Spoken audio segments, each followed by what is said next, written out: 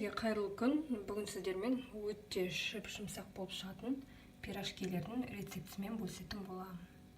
Ол үшін біз ең алдымен 100 грамм қаймағымызға бір жұмыртқаны жарып алып, үстіне 10 грамм секер, 10 грамм дрожж, осы үш ингредиентімізді араластырып аламыз.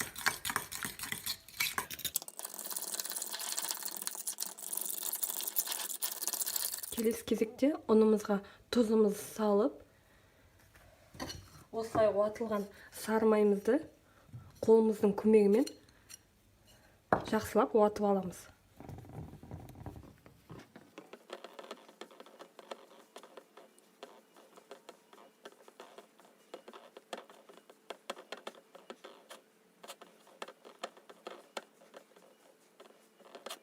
Жақсылап уатып алған соң сұйық ингредиенттерімізді үстіне құямыз.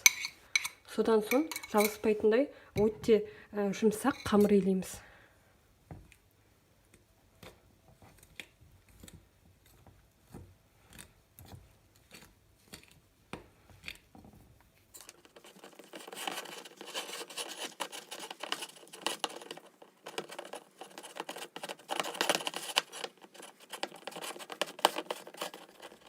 Міне бізде осындай қолға жауыспайтындай қамыр дайын болды. Осы қамырымыздың бетін пищевой пленкамен жауып 2 сағатқа холодильникке қалдырамыз.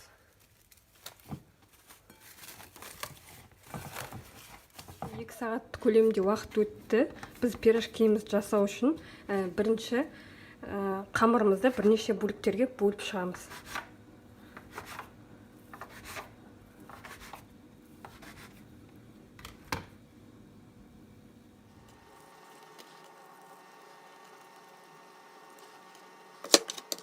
Мен алдын ала салмасына капустаны бұқтырып дайындап алдым. Ендігі кезекте пирожкилерімізді жасап шығамыз.